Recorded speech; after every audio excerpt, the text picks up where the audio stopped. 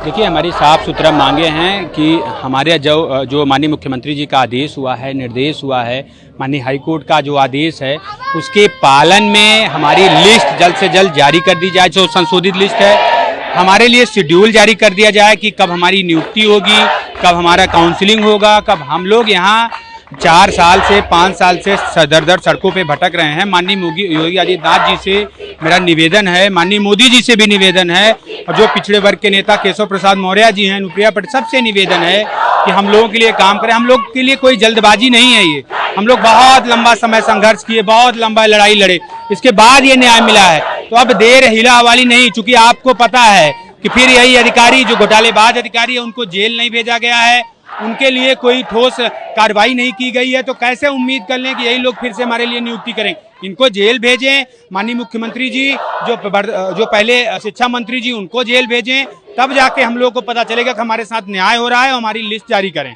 हम आदेश के बाद सरकार ने माना है कि जो कमियां हुई हैं, जो गलतियां हुई हैं, उनको सुधारा जाएगा। सरकार ने एक बार में नहीं माना है। एनसीबीसी आयोग की रिपोर्ट थी तब माना था, हाईकोर्ट का सिंगल बेंच का आदेश था तब माना था, 6800 की लिस्ट जारी की थी तब माना था, डबल बेंच का आदेश आया तब माना। कब ना। अब मानने से हमें नियुक्ति कहाँ मिल रही है? हमें नियुक्ति शेड्यूल जारी करने से मिलेगी और यहाँ से लिस्ट को रिवाइज करने से मिलेगी। ऐसे कहने भर से हम नहीं मानेंगे। यहाँ से हम तभी जाएंगे जब हमारे लिए शेड्यूल जारी हो जाएगा, अन्यथा की स्थिति में हम यहीं जिएंगे, यहीं मरेंगे, रात दिन यही रहेंगे। और ये इतना बड़ा पुलिस प्रशासन हमें डरा नहीं पाएगा। हम मुकदमा जेल गए हैं, लाठियां खाए हैं, पीट पीट के हम मजबूत हो गए हैं। अब हम डरने वाले नहीं हैं इनसे। हम लोग लड़ाई लड़ते रहेंगे।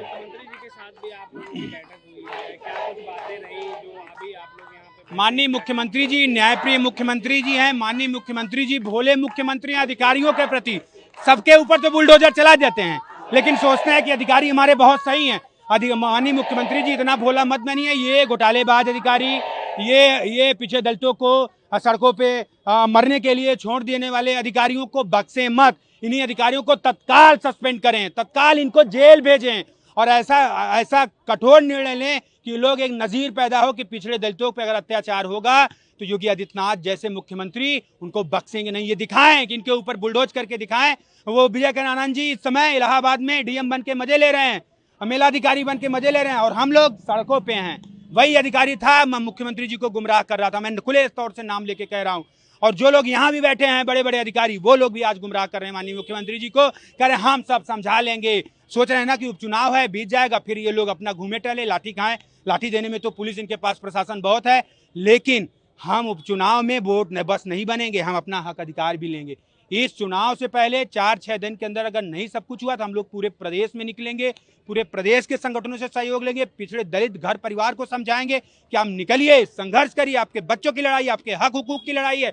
आपके बच्चे के ऊपर हमेशा अत्याचार हो रहा है, आपको नौकरी से वंचित किया जा रहा है, आपको शिक्षा से वंचित किया जा रहा है। आप लोगों को निकलना पड़ेगा और हम लोग इस बार नहीं मानेंगे। अब तो हाईकोर्ट डबल बेंच। अब किसकी स्वीकृति चाहते हो भाई? ये अधिकारी, ये चोर घोटालेबाज अधिकारी आपको स्वीकृति देंगे? हाईकोर्ट की बात आप नहीं मान रहे हैं। हाईकोर्ट की बात को आपको मानना चाहिए ना, और मानिए, मान रहे हैं आप, लेकिन सिर्फ दिखावे में। हमें नहीं न्याय मिल रहा है, और जब तक न्याय नहीं मिलेगा मर जाएंगे, लेकिन वापस नहीं जाएंगे। इस बात को समझ लें। ये कितनी भी फोर्स रहे, SC/RT से अमरिंदर पटेल की लाश जाएगी और पूरा पिछड़ा दलित समाज देखेगा कि इस बच्चे की लाश क्यों जा रही है। हाईकोर्ट ने आदेश दे दिया है, मुख्यमंत्री जी ने निर्देश दे दिया है, नियुक्ति नहीं मिल रही, लाश जाएगी। मैं बार बार कह रहा हूं, मैं बहुत पीड़ित हूं, मानसिक पीड़ित हूं। अगर कोई मेरे साथ जबरदस्ती करेगा, अगर कुछ भी अनहोनी हो जाएगी, तो एक बात समझ लेना, इसकी पूरी जिम्मेदार उत्तर प्रदेश की सरकार होगी। मेरा नाम विजय यादव है। मैं इस समय लखनऊ में, हम लोग SC/RT पर इसलिए मौजूद हैं कि इलाहाबाद हाईकोर्ट के जजमेंट के बाद जब माननीय मुख्यमंत्री जी ने इस बात को कह दिया कि सरकार सुप्रीम कोर्ट नहीं जाएगी, बेसिक शिक्षा मंत्री ने कह दिया कि सरकार सुप्रीम कोर्ट नहीं जाएगी, उसके बाद भी अधिकारी 3 महीने के समय का इसलिए इंतजार कर रहे हैं ताकि कोई न कोई जाके सुप्रीम कोर्ट इस मामले को स्टे करा दे, ताकि हम फिर सड़कों पर भटकने के लिए मजबूर हो जाएं।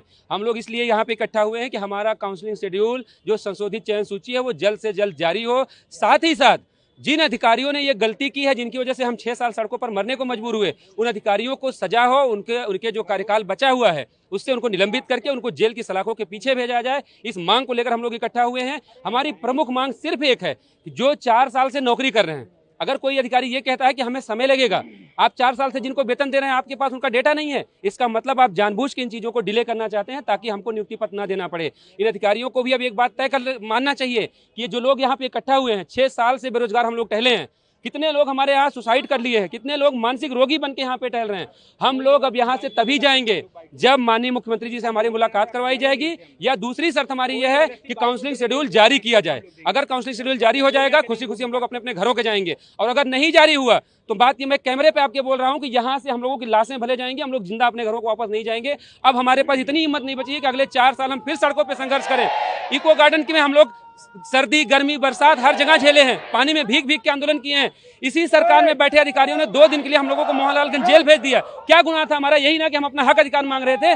उसी बात को जो हम कर रहे थे, उसी बात को हाईकोर्ट ने मान लिया कि नहीं, ये बच्चों की बात सही है। उसके बाद भी ये डिले अधिकारी क्यों कर रहे हैं? ये इसलिए कर रहे हैं क्योंकि जिन अधिकारियों ने घोटाला किया, जिन अधिकारियों ने हमारा नियुक्ति पत्र, हमारा हक अधिकार छीना, वही अधिकारी आज भी सिस्टम में बैठे हैं, और वही अधिकारी आज भी नहीं चाहते कि दलित पिछड़ों की नियुक्ति हो सके। हम आपके कैमरे पे माननीय मुख्यमंत्री जी से हाथ जोड़ के निवेदन करेंगे, माननीय मुख्यमंत्री जी, हमें हर हाल में आपसे मिलना है। बिना आपसे मिले, बिना आपसे बात किए अधिकारी मानेंगे नहीं।